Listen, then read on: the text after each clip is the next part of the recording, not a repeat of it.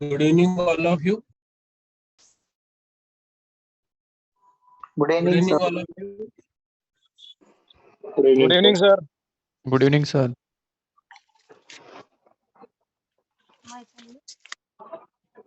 Today we will discuss about the macrophages, which is a type of connective cells. In last class, we have discussed about various types of connective cells. Today we will discuss about two more, that is macrophages and the master cells, which I told you in last class that we will discuss a little bit more deeply about these cells because very important functions they have. Macrophages क्या हैं? These are irregularly shaped cells with granules in the cytoplasm. Some are fixed and others are attached to connective tissue fibers while remaining are mobile. They play an important part of body defense mechanism as they are active in phagocytosis, engulfing and digesting cellular debris, bacteria and other foreign substance. Their activity is typical of macrophages monocyte defense system. देखिए का connective sales में जो macrophages sales होती हैं ये हमारी body के अंदर यानी उन सेल्स में ये उन स्ट्रक्चर्स में ये पाई जाती हैं जहां जिन स्ट्रक्चर्स में फैगोसाइटिक प्रोसेस की बहुत ज्यादा जरूरत पड़ती हो। हमारी बॉडी में डब्ल्यूबीसी जो सेल्स होती हैं वो डब्ल्यूबीसी सेल्स का काम होता है बॉडी को डिफेंस करना किसी भी प्रकार के फॉरेन सब्सटेंस से, बैक्टीरिया से, इन सबको किल करने का, इनगल्फिंग करने का, डाइजेस्टिंग करने का काम जो है वो फैगोसाइटोसिस प्रोसेस के थ्रू होता है। ब्लड के अंदर तो हम इनको कह सकते हैं कि साहब डब्ल्यूबीसी होती है इस तरीके के फंक्शन के लिए, लेकिन कनेक्टिव टिश्यू के अंदर ये जो मैक्रोफेजेस सेल्स होती हैं वो ये काम करती हैं जो काम डब्ल्यूबीसी करती है ब्लड के अंदर। इन मैक्रोफेजेस सेल्स के टाइप्स जो है वो दो प्रकार के हैं। There are two types, some macrophages are fixed and some are motile. Example के लिए हमारे ब्लड के अंदर जो एक टाइप्स होती है डब्ल्यूबीसी की जिसको हम मोनोसाइट कहते हैं, ये मोनोसाइट जो सेल्स हैं ये ब्लड के अंदर सर्कुलेट रहती हैं, ब्लड में हमेशा घूमती रहती है। तो वहां पे जैसे ही किसी प्रकार का कोई इन्फेक्शन कहीं भी बॉडी के अंदर देखने को मिलता है तो तुरंत ब्लड के अंदर से वो मोनोसाइट सेल्स जो है वो माइग्रेट हो जाती हैं किस तरफ, जहां पे इन्फेक्शन हो रखा है, और वहां जाकर के फैगोसाइटोसिस प्रोसेस के थ्रू वो उस पर्टिकुलर फॉरेन बॉडी को या बैक्टीरिया को या पैथोजन को किल करने का काम करती है। सेम इन दिस वे जो कनेक्टिव सेल्स है, जो मैक्रोफेजेस जो सेल्स है, ये दो टाइप की हैं, कुछ हमारी बॉडी में फिक्स होती हैं और कुछ हमारी बॉडी में हमेशा मोटाइल रहती है। मोटाइल का मतलब हमेशा पेट्रोलिंग पे रहती है, हमेशा घूमती रहती है। जो फिक्स्ड मैक्रोफेज सेल्स होती है बॉडी में, कुछ पर्टिकुलर ऑर्गन के अंदर उन मैक्रोफेज सेल्स को जो है वो अलग अलग नाम से जाना जाता है। एग्जाम्पल के लिए यदि हम जब ब्लड की बात करते हैं तो ब्लड में उन मैक्रोफेजेस सेल्स को मोनोसाइट कहते हैं। जब हम एल्वियोलाई ऑफ लंग्स की बात करते हैं तो वहां पे मैक्रोफेजेस सेल्स को फेगोसाइट सेल्स कहा जाता है। जब हम लीवर की बात करते हैं तो वहां पे इन मैक्रोफेजेस को कुफर सेल कहा जाता है। लिम्फ नोड और स्प्लीन इनको फाइब्रोब्लास्ट कहते हैं, और ब्रेन के अंदर इनको हम माइक्रोग्लियल सेल के नाम से जानते हैं। माइक्रोग्लियल क्या है, ये हमारी आगे आने वाली स्लाइड में हम इसके बारे में डिस्कस करेंगे कि माइक्रोग्लियल सेल्स क्या होती हैं। और बाकी जो मैक्रोफेजेस सेल्स हैं ये माइग्रेटिंग रहती है, हमेशा ये घूमती रहती है बॉडी के अंदर, हमेशा ये सर्कुलेशन में बनी रहती है। जहां कहीं भी इनको पेट्रोलिंग पे कोई भी इन्फेक्शन साइट वगैरह दिखती है वहां पर ये उसको फेगोसाइटोसिस प्रोसेस के थ्रू किल करने का काम करती है। तो ये बड़ी इंपॉर्टेंट डिफेंस सेल होती है, क्योंकि इनका जो मेन फंक्शन है वो है मैक्रोफेज मोनोसाइट डिफेंस सिस्टम। इनकी जो एक्टिविटी होती है उसको हम मैक्रोफेजेस मोनोसाइट डिफेंस सिस्टम कहते हैं। नेक्स्ट जो इसमें सेल है ल्यूकोसाइट, मैंने कल आपको बता दी थी, इसके बारे में तो हम वैसे भी बहुत डीपली जो है वो आगे की स्लाइड्स में पढ़ेंगे ब्लड के अंदर। मास्ट सेल, नेक्स्ट जो कनेक्टिव सेल्स है, this is known as mast cell. They are similar to basophilic in white blood cells. White blood cells में जो टाइप्स होते हैं ग्रेन्युलोसाइट्स और ए ग्रेन्युलोसाइट्स, उसमें जो ग्रेन्युलोसाइट्स के 3 टाइप हैं, न्यूट्रोफिल, बेसोफिल और इओसिनोफिल। तो ये सेम ये वाली जो लाइन है वो यही है कि व्हाइट ब्लड सेल्स में जो बेसोफिल ग्रेन्युलोसाइट सेल्स होती हैं, सेम उसी पैटर्न में कनेक्टिव टिश्यू के अंदर मास्ट सेल प्रेजेंट होती है। इसका मीनिंग क्या हुआ? इसका मीनिंग ये है कि मास्ट सेल जो काम कनेक्टिव टिश्यू के अंदर करती है, सेम वही काम ब्लड के अंदर व्हाइट ब्लड सेल्स में बेसोफिल सेल करती है। क्या है इनका मेन फंक्शन? देखिए यहाँ दो मैंने रेड कलर से दो नाम लिख रखे हैं, हेपेरिन और हिस्टामिन। हेपेरिन और हिस्टामिन ऐसे ग्रेन्यूल्स होते हैं, ऐसे केमिकल सब्सटेंस होते हैं जो कनेक्टिव टिश्यूज के अंदर तो मास्ट सेल से प्रोड्यूस किए जाते हैं, और ब्लड के अंदर जो है वो बेसोफिलिक सेल से प्रोड्यूस किए जाते हैं। मेनली इनका काम क्या है? हेपेरिन जो ग्रेन्यूल होता है, इसका काम होता है एंटीकोएगुलेंट। एंटीकोएगुलेंट का मतलब होता है कि during the flowing of blood या आइदर सर्कुलेटिंग ब्लड, हमारी बॉडी के अंदर जो ब्लड वेसल्स में जो ब्लड सर्कुलेट हो रहा है, जो ब्लड कंटिन्यूअसली मोशन में है, उस ब्लड के अंदर उसका क्लोट नहीं होने देने का काम जो है वो हेपेरिन करता है। क्यों? हेपेरिन जो है वो एंटी कोएगुलेंट है। कोएगुलेंट का मतलब होता है ब्लड का जम जाना, the cessation of the function of blood, blood का जो है उसका जाम हो जाना, जिसको आप हीमोस्टेसिस भी कहते हैं। इसका मतलब हो गया कि ब्लड का क्लोट जम गया। अब एंटी वर्ड लग गया, मतलब एंटी कोएगुलेंट हो गया, मतलब ब्लड का थक्का नहीं जमने देना। तो ये काम जो है ये हेपेरिन करती है, कौन में? मास्ट सेल के अंदर। और बेसोफिल जो है वो कौन करती है ये काम? ब्लड के अंदर बेसोफिल करती है।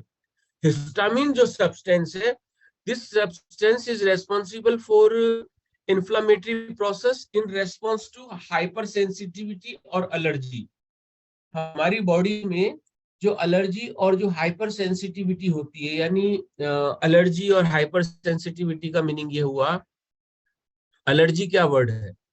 Allergy is some unusual experience which are occur into the body while the body comes into close contact with any antigen या allergen। इसका मीनिंग क्या हुआ? इसका मीनिंग ये हुआ कि हमारी बॉडी जब किसी एलर्जन का मतलब होता है ऐसे सब्सटेंस जो एलर्जी पैदा करते हो, उनको हम एलर्जेंस कहते हैं। तो एलर्जेंस ऐसे सब्सटेंस हैं जब बॉडी किसी एलर्जन के कांटेक्ट में आती है तो कुछ अनयूजुअल सिम्टम्स जो है, अनयूजुअल सिम्टम्स का मतलब होता है या अनप्लीजेंट सिम्टम्स आप कह लीजिए, यानी ऐसे सिम्टम्स का डेवलप होना जो अच्छे नहीं हो, अनयूजुअल, स्वाभाविक सिम्टम्स पैदा न होना, वो अनयूजुअल कहलाता है। एग्जाम्पल के लिए, जब भी किसी एलर्जन से आपको एलर्जी होगी तो क्या होगा? आपकी पूरी बॉडी में रेडनेस हो सकती है, आपकी पूरी बॉडी के अंदर जो है वो रैशेस, स्किन रैशेस जो है वो आपकी बॉडी में हो सकते हैं। बहुत ज्यादा आपकी हार्ट बीट जो है वो बहुत ज्यादा तेजी से धड़कने लग सकती है। आपको जो है वो एकदम से फीवर आ सकता है। ये सारे सिम्टम्स जो अनयूजुअल सिम्टम्स जो डेवलप हो रहे हैं, इसका मतलब उस पर्टिकुलर एलर्जन के प्रति आपकी बॉडी जो है वो एलर्जी शो कर रही है। किसी को जैसे परफ्यूम की फ्रेग्रेंसेस होती है, उससे एलर्जी होती है। किन्हीं लोगों को चावल से एलर्जी होती है। किन्हीं लोगों को स्पेसिफिक कलर का कोई भी क्लोथ यदि वो वियर करते हैं तो पूरी बॉडी के अंदर जो है वो रैशेस और ईचिंग वगैरह ये सब उसके डेवलप होने लग जाते हैं, फेंटिंग, उसको चक्कर से आने लग जाएंगे। इसका मतलब वो व्यक्ति उसके प्रति एलर्जिक है। हाइपर सेंसिटिविटी क्या है? हाइपर सेंसिटिविटी का मतलब होता है a person shows the adverse reaction towards the effect of a such medicine। कोई भी ऐसी मेडिसिन जो बॉडी को सूट नहीं कर रही हो, और यदि वो मेडिसिन बिना चेक किए हुए, बिना सचिन आ गई, सचिन बिना उसकी हाइपर सेंसिटिविटी चेक किए, माइक ऑफ कर लीजिए, बिना माइक ऑफ कर लीजिए, माइक ऑफ कर लो। बिना मोहित सर, मोहित नाम से हैं। मोहित माइक ऑफ कर लीजिए। हिस्टामिन एक ऐसा ग्रेन्यूल है जो मास्ट सेल के द्वारा कनेक्टिव टिश्यू के अंदर प्रोड्यूस किया जाता है, और हमारी बॉडी में जो इन्फ्लामेटरी रेस्पॉन्स होते हैं उनमें एलर्जी और हाइपर सेंसिटिविटी, उसके लिए ये रेस्पॉन्सिबल होता है। तो मेरा जो मीनिंग आपको बताने का है वो ये है कि हिस्टामिन जो है वो एलर्जी कैसे पैदा करता है, ये मैंने आपको इसके बारे में बताया। साथ ही साथ यदि कोई पर्सन विदाउट टेस्ट डोज किसी भी प्रकार की ड्रग को यूज करता है तो उसकी वजह से बॉडी में जो एडवर्स रिएक्शंस पैदा होते हैं उनको हम हाइपर सेंसिटिविटी के नाम से जानते हैं। एग्जाम्पल आप इसका देखिए, पेनिसिलिन जो है, पेनिसिलिन नाम आपने सुन रखा है। पेनिसिलिन जो है एक नैरो स्पेक्ट्रम एंटीबायोटिक ड्रग होती है, as most popular worldwide. सबसे ज्यादा एंटीबायोटिक जो बिकती है वो पेनिसिलिन एंटीबायोटिक होती है। अब खुद पेनिसिलिन अपने आप में जो है वो एक नैरो स्पेक्ट्रम एंटीबायोटिक होती है, लेकिन इसके जो डेरिवेटिव होते हैं पेनिसिलिन के, जैसे आपने रिफाम्सिलिन और डेरिफिलिन और ट्यूब्रोमाइसिन और ये सारे जो इसके डेरिवेटिव है, ये ब्रॉड स्पेक्ट्रम एंटीबायोटिक होते हैं। क्या मीनिंग होता है ब्रॉड स्पेक्ट्रम और नैरो स्पेक्ट्रम एंटीबायोटिक में? नैरो स्पेक्ट्रम एंटीबायोटिक वो मेडिसिन होती हैं, वो ड्रग होती हैं which are capable to kill only either gram negative और ग्राम पॉजिटिव बैक्टीरिया। ऐसी ड्रग जो सिर्फ या तो ग्राम पॉजिटिव बैक्टीरिया को नष्ट कर सकती है या फिर वो ग्राम नेगेटिव बैक्टीरिया को नष्ट कर सकती है। लेकिन जो ब्रॉड स्पेक्ट्रम एंटीबायोटिक होती हैं वो हमेशा ग्राम पॉजिटिव और ग्राम नेगेटिव दोनों बैक्टीरिया को किल करने की पावर रखती हैं। तो ये उनमें फर्क होता है ग्राम पॉजिटिव और ग्राम नेगेटिव में। तो वापस हम इस बात पे आते हैं, पेनिसिलिन जो मेडिसिन यदि किसी डॉक्टर के द्वारा प्रेस्क्राइब की जाती है तो सबसे पहले हमेशा पेशेंट को जो है वो उसकी फोर आर्म पे, फोर आर्म का मतलब होता है आपकी जो आगे की जो आगे की फोर आर्म का मतलब होता है आपकी जो कोहनी के आगे का जो एरिया होता है, इसको हम फोर आर्म कहते हैं। तो फोर आर्म पे सबसे पहले PP4 का इंजेक्शन लगाया जाता है पेनिसिलिन का। PP4 का मतलब होता है कि पेनिसिलिन की बहुत कम डोज जो है 40 PP40 बोलते हैं इसको, फोर्टिफाइड पेनिसिलिन का इंजेक्शन जो है वो इसमें लगाया जाता है। तो फिर उसके बाद में लगाने के बाद पेशेंट को 5 मिनट 10 मिनट के लिए वेट कराया जाता है। यदि फिर जो नर्स इंचार्ज है या डॉक्टर इंचार्ज है वो पूछते हैं कि आपको किसी प्रकार की एलर्जी या कोई आपको हाइपर सेंसिटिविटी किस तरीके की डेवलप हो रही है, यानी उसको चक्कर तो नहीं आ रहे हैं, उसकी हार्ट बीट तो नहीं बढ़ रही है, उसको एकदम से फेंटिंग मतलब उसको बिल्कुल धुंधला धुंधला सा तो नहीं दिख रहा है, एकदम से उसको सांस लेने में तो दिक्कत नहीं आ रही है, उसकी बॉडी के ऊपर किसी प्रकार के रैशेस तो पैदा नहीं हो गए, उसकी बॉडी एकदम से हीट तो नहीं हो गई है। यदि ऐसे सिम्टम डेवलप हो रहे हैं, इसका मतलब such persons body is not allowing for administering the penicillin injection in future life. Future के अंदर वो व्यक्ति पेनिसिलिन इंजेक्शन नहीं ले सकता क्योंकि उसकी बॉडी हाइपर सेंसिटिविटी शो कर रही है। ऐसी कंडीशन में डॉक्टर फिर पेनिसिलिन को रिजेक्ट करके और दूसरी मेडिकेशन जो है वो प्रिस्क्राइब करता है।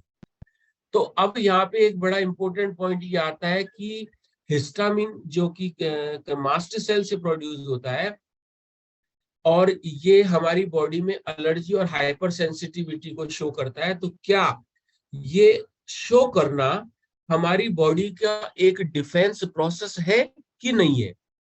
क्या हमारी बॉडी का ये एक डिफेंस प्रोसेस है, डिफेंस मैकेनिज्म है क्या ये हमारी बॉडी का? यदि है तो कैसे, और नहीं है तो क्यों नहीं है? क्या ये शो करना, मेरा एक कॉमन सा सवाल है, हिस्टामिन जो ये एलर्जी और हाइपर सेंसिटिविटी शो करता है, क्या ये एक डिफेंस प्रोसेस है? बॉडी के लिए एक अच्छी बात है इस तरीके से शो करना? यदि अच्छी बात है तो कैसे, और गलत बात है तो कैसे? कोई भी फर्स्ट राइज हैंड्स?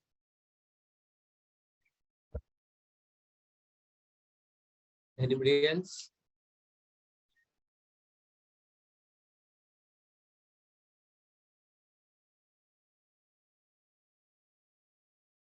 कोई नहीं है इतने में?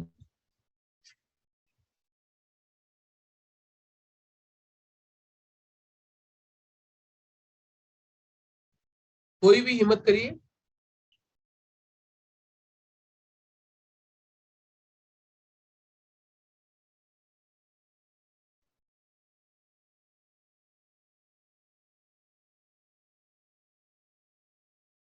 यस।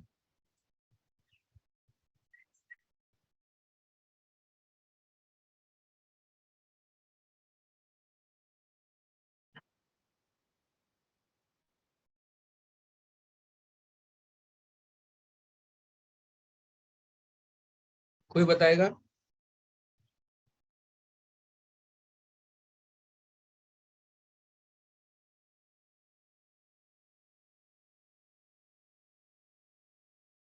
यस।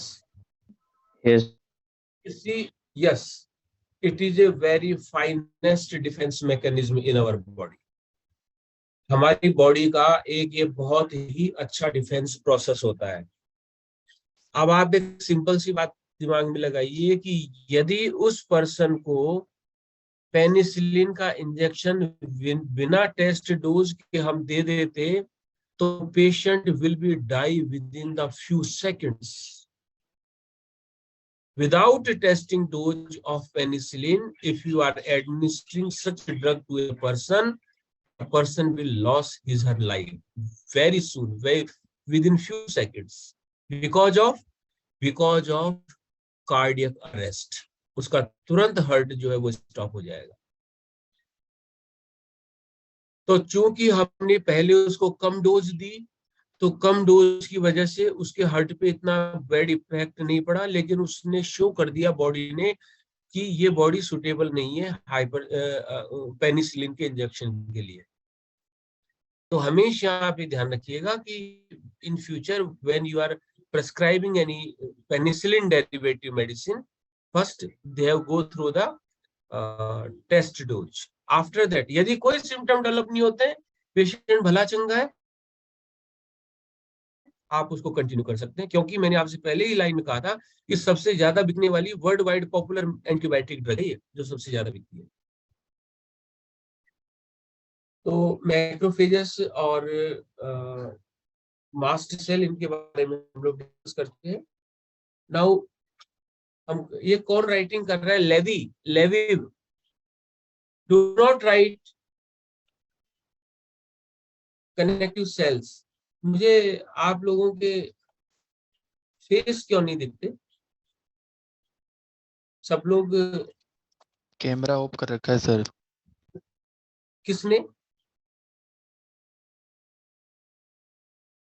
मैंने भी तो कैमरा ऑफ कर रखा है, ऑन कर रखा है मैंने भी तो।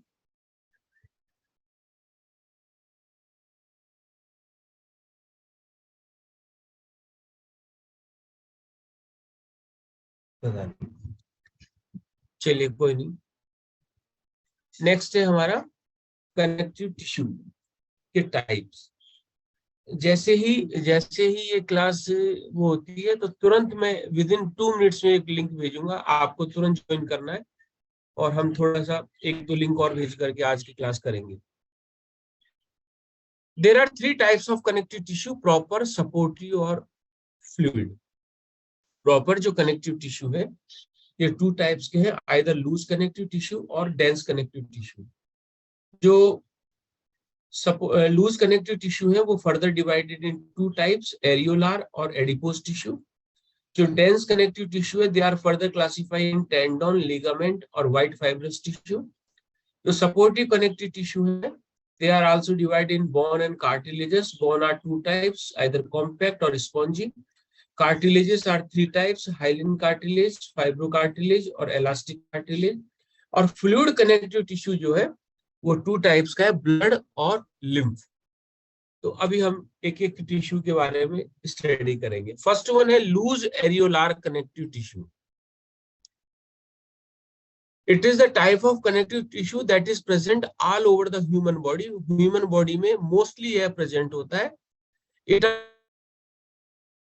also provides support and protection of an organ, muscles and many other tissue. जो organs हैं, जो muscles हैं, उन सबको protect और support करने का काम जो है वो areolar connective tissue करते हैं। It also help to bind the skin together. Skin को एक साथ bind करने में भी ये tissue help करता है। इसके मेन फंक्शन ये है कि they form a protective framework that keeps major structure in place and offer support.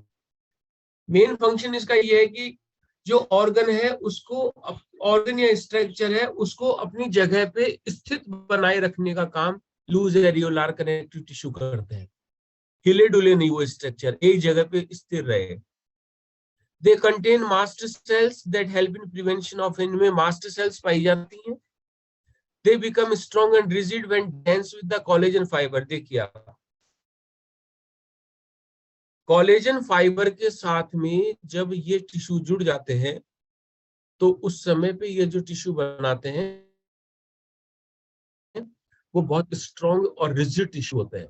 इनका एग्जाम्पल भी मैं आपको बताता चलूंगा, डोंट वरी। एरियोलार कनेक्टिव टिश्यू जो है लाइज डीप इन एपिडर्मिस। जो एपिडर्मिस लेयर होती है उसकी सबसे डीपेस्ट जो लेयर होती है उसमें एरियोलार टिश्यू होते हैं, जिसमें आपने सबक्यूटेनियस लेयर का नाम सुना है, वो एक लूज कनेक्टिव टिश्यू है। Keeping the skin elasticity and tensile strength. Epidermis की जो स्किन एलास्टिसिटी है और टेंसाइल जो स्ट्रेंथ है उसको मेंटेन करने का काम जो है वो लूज एरियोलार कनेक्टिव टिश्यू से होता है। क्यों होता है कि देखिए, आप जब स्किन को, अपने हाथ की स्किन को आप खींचिए तो खिंचती हुई चली गई है, ये खिंच जा रही है। इसका मतलब इस स्किन की जो एलास्टिसिटी है, एलास्टिसिटी का मतलब होता है खिंचाव का गुण। तो स्किन की जो एलास्टिसिटी है वो किसकी वजह से हो रही है कि लूज कनेक्टिव टिश्यू की वजह से हो रही है। और टेंसाइल स्ट्रेंथ का मतलब ये हुआ कि जब आप इस स्ट्रेच्ड स्किन को, यानी स्किन को जब आप खींच लेते हैं पूरा और जब आप एकदम से उसको छोड़ते हैं तो स्किन जो है वो अपनी नॉर्मल पोजीशन में वापस लौट जाती है। इसको हम कहते हैं टेंसाइल स्ट्रेंथ। एलास्टिसिटी का तो मतलब हो गया कि स्किन जो खिंच जाती है, इसका मतलब उसमें एलास्टिसिटी प्रेजेंट है, और जब आप उसको वापस छोड़ते हैं तो वो अपनी नॉर्मल पोजीशन में वापस लौट जाती है। ये टेंसाइल स्ट्रेंथ कहलाती है। तो इसका मतलब ये हुआ कि स्किन की एलास्टिसिटी और टेंसाइल स्ट्रेंथ को मेंटेन करने का काम जो है वो लूज एरियोलार कनेक्टिव टिश्यू के द्वारा होता है। एज द एज ग्रो, जैसे जैसे उम्र बढ़ती जाती है तो ये जो कनेक्टिव टिश्यू है एरियोलार, इनकी अंदर टिश्यूज की कैपेसिटी जो है वो डिग्रेड होने लग जाती है, कैपेसिटी इनकी कम होने लग जाती है, जिसकी वजह से स्किन की इलास्टिसिटी और स्ट्रेंथ जो है कम होने लगने की वजह से स्किन में जो है वो रिंकल्स डेवलप हो जाते हैं, जिनको आप कहते हैं झुर्रियां या सलवटें जो है वो पड़ने लग जाती है। क्यों? क्योंकि लूज एरियोलार टिश्यू जो है उम्र के साथ में कमजोर होने लग जाते हैं, तो उनकी जो स्ट्रेंथ है वो स्ट्रेंथ भी कम होने लग जाती है। It act as cushion absorber to prevent friction. किसी भी प्रकार के फ्रिक्शन को प्रिवेंट करने के लिए ये एक कुशन अब्जॉर्बर की तरह काम करते हैं। कुशन का मतलब होता है एक पैड या एक गद्दा, एक गद्दे की तरह काम करते हैं दो ऑर्गन्स के बीच में, ताकि किसी भी प्रकार का फ्रिक्शन जो है उनके अंदर ना डेवलप हो पाए। अब इसका एक एग्जांपल देखिए आप, लूज एरियोलार कनेक्टिव टिश्यू का बेस्ट सुटेबल एग्जांपल है इसका peritoneum. Have you heard the name of peritoneum? कि पेरिटोनियम क्या है? यस सर, बताइए। हार्ट के ऊपर लेयर होती प्रोटेक्ट। लंग्स की रॉन्ग आंसर। कवरिंग। लंग्स के ऊपर Wrong. होती सर। Wrong answer.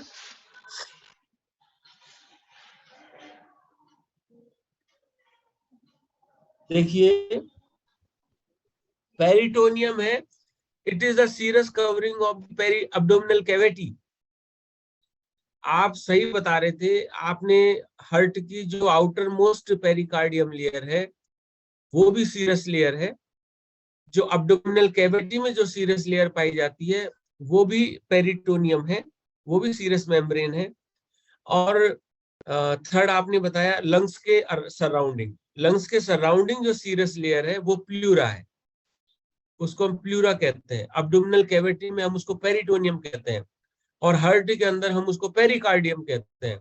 ये तीनों सुटेबल एग्जाम्पल है सीरस मेम्ब्रेन के। सीरस झिल्ली आपने नाम सुनी होगी, हमारी जो आगे आने वाली स्लाइड है उनमें हम टाइप्स ऑफ मेम्ब्रेन पढ़ेंगे, साइनोवियल मेम्ब्रेन पढ़ेंगे, सीरस मेम्ब्रेन पढ़ेंगे, म्यूकस मेम्ब्रेन पढ़ेंगे।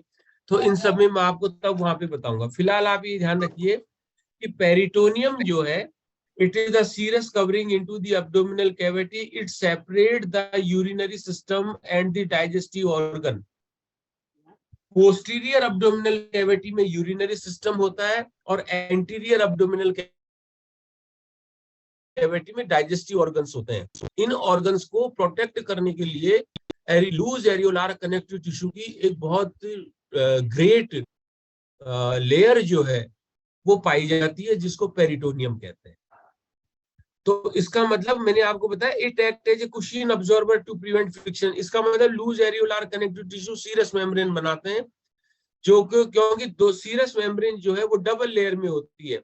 उसकी आउटर लेयर को हम पेराइटल कहते हैं और इनर मोस्ट लेयर को हम विसरल लेयर कहते हैं। दोनों लेयर के बीच में जो फ्लूइड होता है उसको हम सीरस फ्लूइड कहते हैं। तो जब कोई दो स्ट्रक्चर के बीच में, दो परत के बीच में जब फ्लूइड भर जाता है तो फ्रिक्शन कम हो जाता है उस स्ट्रक्चर का। अब आप खुद इमेजिन करिए कि फ्रिक्शन कब होगा, जब उस स्ट्रक्चर के अंदर किसी भी प्रकार का कॉन्ट्रैक्शन और रिलैक्सेशन होगा। हमारी तीन ऐसी स्ट्रक्चर है, आप हार्ट को ले लीजिए, हार्ट कंटिन्यू जो है वो कॉन्ट्रैक्ट और रिलैक्सेशन करता है, तो इसकी वजह से फ्रिक्शन होता है। फ्रिक्शन की वजह से हार्ट की जो वॉल है, हार्ट की जो दीवारें हैं वो डैमेज ना हो जाए, इसके लिए पेरिकार्डियम को इस तरीके से बनाया सीरस मेम्ब्रेन में कि वो कुशन अब्जॉर्बर का काम करती है ताकि फ्रिक्शन को कम किया जा सके। सेम हम जब इंस्पायरेशन और एक्सपायरेशन करते हैं तो हमारी अब्डोमिनल कैविटी भी अंदर बाहर होती है, यानी वहां पे भी कंटिन्यू फ्रिक्शन होने की संभावना है। जब आप इन्फ्लेट और डिफ्लेट करते हैं, यानी ऑक्सीजन को इन्फ्लेट करते हैं, CO2 को जब आप डिफ्लेट करते हैं तो भी हमारे लंग्स जो है वो फैलते सिकुड़ते हैं, तो वहां भी फ्रिक्शन होने की संभावना है। उनसे बचने के लिए, फ्रिक्शन होने की वजह से वो ऑर्गन डैमेज ना हो जाए, इसके लिए लूज एरियोलार कनेक्टिव टिश्यू जो है वो सीरस मेम्ब्रेन की एक डबल फोल्डेड लेयर का फॉर्मेशन करता है, जिससे कि फ्रिक्शन को कम किया जा सके। ये बड़ा इंपॉर्टेंट फंक्शन इनका होता है। नेक्स्ट है आपके adipose tissue. This adipose tissue consist of fat cells. Fat cells को हम एडिपोसाइट सेल्स भी कहते हैं, और एडिपोसाइट सेल्स जो है वो एडिपोज टिश्यू का फॉर्मेशन करती है। They containing large fat globules in a matrix of areolar tissue. There are two types, white adipose tissue and brown adipose tissue. देखिए जो एडिपोसाइट्स, जो फैट सेल्स होती हैं, इनके अंदर फैट के मॉलिक्यूल बहुत ज्यादा मात्रा में पाए जाते हैं। जितनी ज्यादा मात्रा में फैट के मॉलिक्यूल एडिपोज टिश्यू में होंगे वो सेल उतनी ही लार्ज होगी, और सेल यदि लार्ज साइज की होगी तो इसका मतलब ओबेसिटी जो है, मोटापा जो है वो डेवलप होने लग जाएगा। जिस किसी व्यक्ति को ओबेसिटी है, मोटापा है, इसका मतलब उसके एडिपोज टिश्यू में फैट ग्लोब्यूल्स जो है वो बहुत ज्यादा मात्रा में स्टोरेज है। अब फैट ग्लोब्यूल्स ज्यादा मात्रा में स्टोरेज क्यों है? इसकी दो वजह है। The distribution of energy. इसका मतलब क्या हुआ कि हमने जो इनटेक कैलोरी ली है और हमने एक्सपेंड कैलोरी कितनी करी है, यदि इनमें बैलेंस रहा, यानी जितना आप इनटेक, जितना आप खाते हैं, जितनी एनर्जी बनी उतनी एनर्जी को आप एक्सपेंड कर देते हैं, खर्च कर देते हैं, तो आपकी बॉडी स्लिम रहेगी, बैलेंस में रहेगी। लेकिन आप खा बहुत ज्यादा रहा है, इंटेक बहुत ज्यादा हो रही है, हाई वॉल्यूम में इंटेक हो रही है और लेस एनर्जी एक्सपेंडिचर हो रहा है, तो ऐसी कंडीशन में एनर्जी जो है वो in the form of glycogen liver में स्टोर होती चली जाती है और धीरे धीरे वो फैट ग्लोब्यूल्स जो है वो बॉडी के अंदर फैट जो है वो डिपॉजिट होने लग जाती है, जिसकी वजह से ओबेसिटी जो है वो डेवलप हो जाती है। एडिपोज टिश्यू हमारी बॉडी में 2 टाइप्स के होते हैं, व्हाइट एडिपोज टिश्यू और ब्राउन एडिपोज टिश्यू। अब आप देखिए इन दोनों में मेन डिफरेंस क्या होता है। जो व्हाइट एडिपोज टिश्यू होते हैं, ये व्हाइट एडिपोज टिश्यू एनर्जी के सोर्स जो हैं वो ज्यादा होते हैं, rather then they are producing the less heat. White adipose tissue जो है ये एनर्जी के सोर्स रिच होते हैं, लेस सोर्स हीट के होते हैं, कहने का मतलब। और इसी का जस्ट वाइस वर्सा ले लीजिए आप, ब्राउन एडिपोज टिश्यू जो है ये हीट के सोर्स रिच होते हैं लेकिन एनर्जी के सोर्स लेस होते हैं। इसका मतलब क्या हुआ? इसका मतलब ये हुआ कि व्हाइट एडिपोज टिश्यू जो है ये 20% of total body weight in healthy adult. इससे साफ जाहिर हो रहा है कि जो हेल्दी अडल्ट्स हैं उनमें सबसे ज्यादा मात्रा में व्हाइट एडिपोज टिश्यू पाया जाता है, ब्राउन एडिपोज टिश्यू नहीं होता है। क्यों? क्योंकि अडल्ट पर्सन को एनर्जी की ज्यादा रिक्वायरमेंट होती है कंपैरेटिवली हीट के। हीट की रिक्वायरमेंट अडल्ट को भी है, लेकिन हीट के लिए अडल्ट के पास चीफ सोर्स है, एक मुख्य स्रोत है, वो है लीवर। लीवर एक हेल्दी अडल्ट में इतनी सफिशिएंट हीट प्रोड्यूस करता है कि वो हमारी बॉडी के वाइटल ऑर्गन्स को सर्वाइव करने के लिए सफिशिएंट है, लेकिन हमें एनर्जी की ज्यादा जरूरत है। तो ऐसी कंडीशन में जब मेटाबॉलिज्म होता है व्हाइट एडिपोज टिश्यू का, तो ज्यादा एनर्जी का प्रोडक्शन होता है और लेस हीट का प्रोडक्शन होता है। इसी का वाइस वर्सा हम देखें तो ब्राउन एडिपोज टिश्यू जो है ये न्यूबॉर्न बेबी में, जो चिल्ड्रंस हैं, नियोनेट्स जो बेबी होते हैं जिनको आप बोलते हैं नवजात बच्चे, उन बच्चों में ब्राउन एडिपोज टिश्यू ज्यादा पाया जाता है। क्यों? क्योंकि न्यूबॉर्न बेबी का लीवर अभी इतना वेल मैच्योर्ड और डेवलप्ड नहीं है कि वो सफिशिएंट अमाउंट में हीट का प्रोडक्शन कर सके। अब बच्चे को एनर्जी की तो ज्यादा जरूरत है नहीं, उसको कौन सा काम पे जाना है बच्चे को, उसको तो खाना है, पीना है, सोना है। तो ऐसी कंडीशन में उसको एनर्जी जो है वो कम चाहिए, लेकिन उसको हीट ज्यादा चाहिए क्योंकि उसका लीवर अभी इतना मैच्योर फॉर्म में नहीं है। तो ब्राउन एडिपोज टिश्यू जो है न्यूबॉर्न बेबी में ज्यादा पाए जाते हैं। वहां जब इनका मेटाबॉलिज्म होता है तो लेस एनर्जी और मोर हीट का प्रोडक्शन होता है। और ये न्यूबॉर्न बेबी में ब्राउन एडिपोज टिश्यू कहाँ पाए जाते हैं? स्कैपुला पे पाए जाते हैं, अराउंड द किडनी ये पाए जाते हैं, ग्रोइन एरिया में ये पाए जाते हैं, बटक्स में ये पाए जाते हैं। 3 जगहों पे ये टिश्यू, अंडर द आई के अंडर भी ये पाए जाते हैं। और व्हाइट एडिपोज टिश्यू जो है वो भी आपके क्या बोलते हैं, अडल्ट में जो है वो किडनी के अराउंडिंग, आई के अराउंडिंग, मसल्स फाइबर के अराउंडिंग इनमें पाए जाते हैं। वहां पर where it act as a thermal insulator. Adult के अंदर व्हाइट एडिपोज टिश्यू जो है वो थर्मल इंसुलेटर का भी काम करते हैं, यानी बॉडी की इनसाइड हीट को बाहर जाने से रोकने का काम ये करते हैं। 1 मिनट के बाद क्लास जो है वो ये एंड हो जाएगी, तो मैं तुरंत जो है वो लिंक भेज रहा हूँ, आप फटाफट से ज्वाइन करके और वापस से हम लोग कंटिन्यू करेंगे इस टॉपिक को, है ना।